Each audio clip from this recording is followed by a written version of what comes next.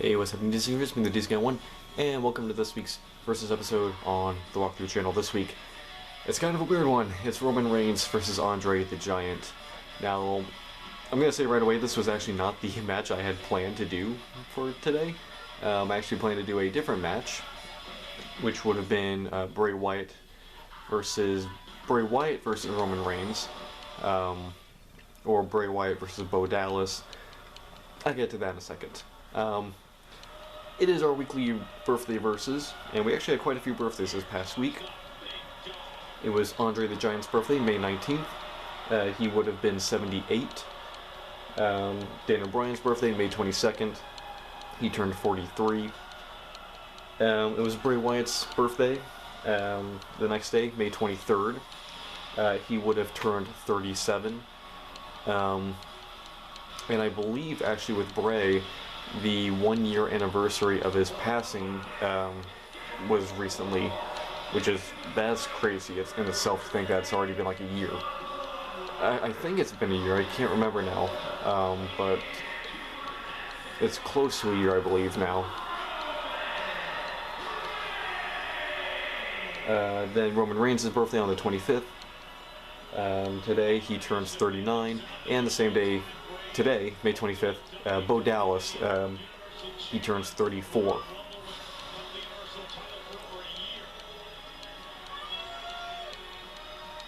So, and it's kind of funny that, you know, Bray and Bo both had birthdays this week, because there's a lot of news surrounding Bo. A lot of, I don't really even want to say speculation, because it's all but been confirmed that Bo Dallas will be returning and basically fulfilling Bray's role as like the leader of this new Wyatt faction. Now there's still like speculation on all who's in it, and WWE has been putting teasers in TV for the past several weeks, including like QR codes and stuff like that, hidden messages in their programming. But we'll see how that actually well, what's the term? Comes to fruition, I guess we'll say.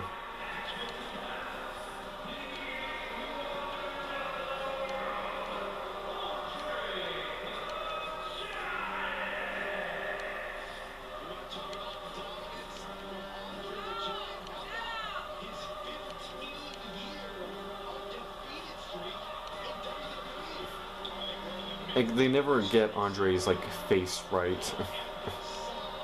I feel like this is one of the better ones, and I'm sure I've mentioned this before. I think this is one of the better ones, but yeah, it still just looks off.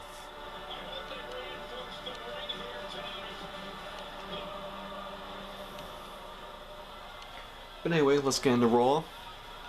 The first match on the show saw Chad Gable face Sami Zayn. Maxine Dupree and Akira Tozawa were ejected from ringside after almost attempted interference. There was kind of the ongoing story throughout the entire match was whether or not the other members of Alpha Academy would actually try to help Chad Gable or just let him do it on his own. And the match actually ended with Otis interfering and helping Gable get the win. And Gable was mad at him for it. It's like, dude, come on. He helped you win. But, you know, this is part of the whole thing with Gable's character where he wants to show he can do it on his own, even if he can't. And when someone helps him, he's like, I didn't need your help. Ah. Flying Roman.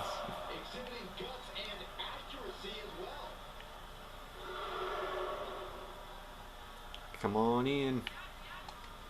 Goodbye. Braun Breaker faced Kale Dixon. The match gets going and Braun completely destroys Dixon. The ref calls the match off after several spears. Breaker continues to attack Dixon, attacking him out on the floor and just destroying him. Now the problem is that this seems like WWE is trying to make Braun heel. Ow. But the problem is that the fans were cheering the whole thing. And I think it's one of those things that kind of just shows that what made someone a heel back in the day doesn't really work anymore. And it was kind of the same thing with kind of Steve Austin, where him being the no-nonsense bad guy who would beat up anyone, take no prisoners, that kind of attitude. Fans like that because, well, there was a personality behind it. They like to see, the tough guy, taking care of business kind of guy. Because, most good guys don't have that personality. They're like the, they fight a clean fight, that kind of thing. All in the spirit of competition. It's like, no, I'm coming here and I'm going to do what it takes to win. And I'm going to beat you up. I'm not going to go easy on you. I think that's a more entertaining good guy because it makes him look, it's cool. It's the cool good guy. Like the dominant good guy. Which is, but not the cheesy dominant like John Cena. More like just the no-nonsense dominant good guy. Or they're dominant because they're no-nonsense. Before that kind of character would have been seen as a bad guy because they come across as ruthless. But nowadays it's like, more good guys in wrestling need to have that personality because that's what, fans like. They like that no-nonsense, character, which is why I think a lot of people like Rhea Ripley. She's not like your standard villain where she's like a coward or anything like that. Avoids the fight. No, she's a bad guy because she's so dominant that she basically makes everyone else around her look pathetic. And, she almost comes across as a bully. But, her being so dominant, makes people like that. I don't know, that's just kind of me. I'm kind of rambling here. Lyra Valkyrie beat Io Sky to advance to the Queen of the Ring finals. Kind of weird to not see Io go to the finals of that. I know they're trying to build up Lyra, but yeah, it feels weird that Io's not going to the finals in that.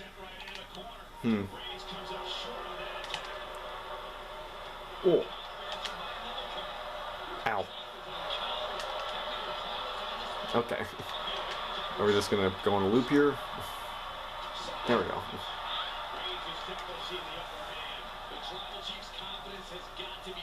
The R-Truth, the Awesome Truth, R-Truth and Miz face JD McDonough and Finn Balor in a tag team title match. Carlito came out to help the Judgment Day win the match. Again, continuing that story of him trying to win over the Judgment Day. But Miz and R-Truth had some of their own help in the form of Andre the Giant, as R-Truth referred to him. In reality, it was Braun Strowman who came out and helped even the odds, and helped R-Truth and The Miz retain the World Tag Team titles. Shayna Baszler and Zoe Stark won a fatal 4-way tag match to determine the next number one contenders for the women's tag title matches, or women's tag title. Defeating the teams of... Oh, hold on. Ow.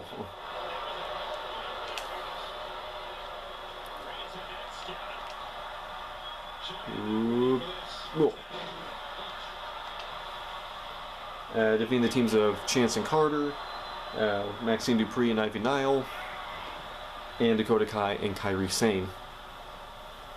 And in the main event, Gunther beat Jey Uso in order to qualify for, or not qualify, but advance to the finals of the King of the Ring tournament. And someone actually pointed something out that Jey Uso has lost, like, every single, like, title or, like, big match that he's had. It's like, he's lost to Roman Reigns 3 times for the, like, Universal Undisputed Championship. He lost to Seth Rollins for the World Heavyweight title. He's lost to Cody. No, not Cody. He didn't fight Cody. Has he fought Cody? No, I don't remember. He lost to Seth for the World Heavyweight title. He lost to Sami Zayn for the Intercontinental title. And now he's lost to Gunther for the title of King of the Ring. It's like, man, he cannot just, like, get a singles title.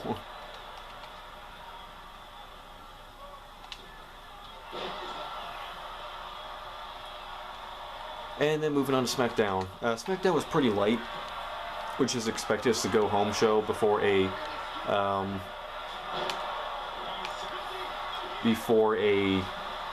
pay-per-view that is taking place in a different time zone. So most of the people who are on the show aren't even going to be involved in that show. So there wasn't really a lot you could do in terms of that. It really was more about just kind of building to the show. I think I said that last part wrong, by the way. No, it was like basically, yeah, everyone who's like gonna be in the King and Queen of the Ring pay-per-view or premium live event, whatever you want to call it, they were there, but they weren't gonna wrestle for the most part. I mean, some of them are going to, but for the most part, it was about story, building story, confrontations, that kind of thing.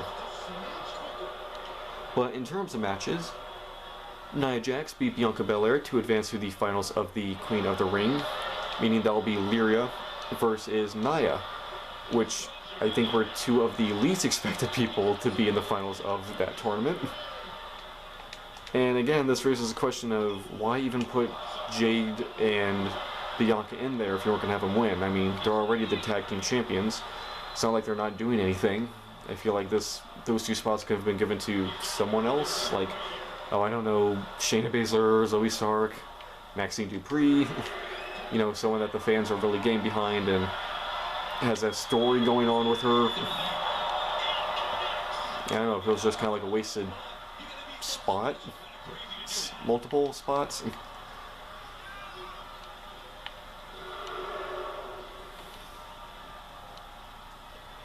The Street Profits and LA Knight beat Austin Theory, Grayson Waller, and Carmelo Hayes. It was actually kind of weird to see Carmelo team up with A-Town Down. He even had a confrontation with Bobby Lashley, basically warning him about what this means for him. Because, I don't know, I mean, I feel like Carmelo is going to work better as a good guy, and it feels weird to just randomly team him up with a heel team.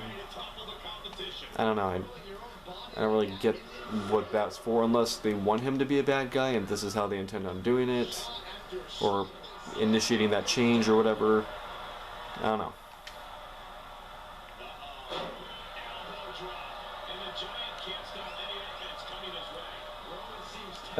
Bayley beat Chelsea Green.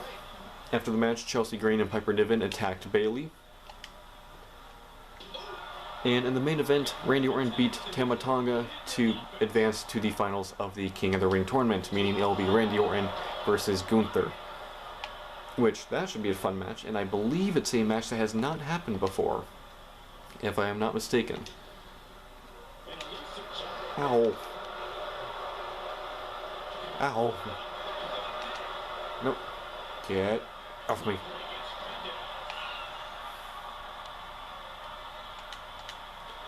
Nope. I went for the guillotine. Ow. But yeah, so man, the Bloodline is really not doing well since Roman's left. I mean, yeah, Solo's taken over, they got a couple new members, but none of them are winning.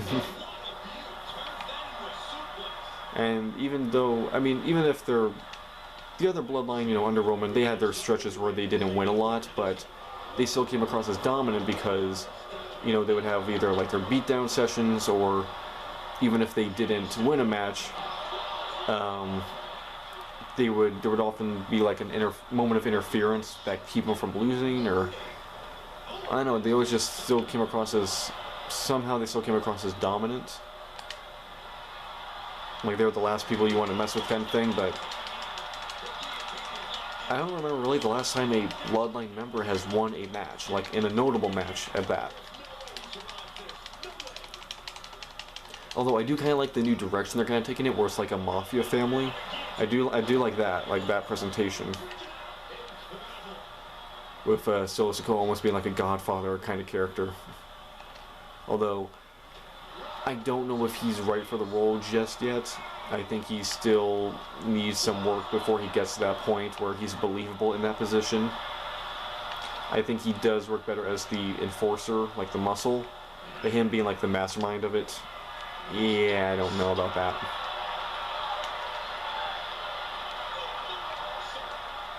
Oh no. Ow.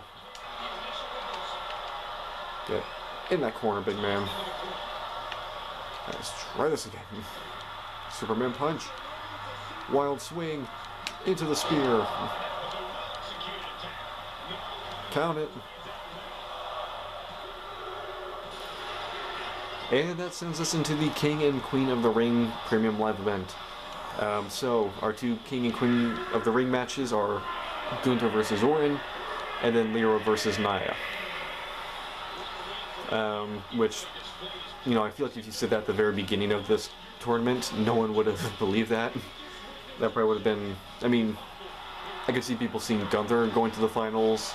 I feel like that was pretty obvious, and we knew that was coming. But yeah, the women's one, that kind of, that completely threw me off.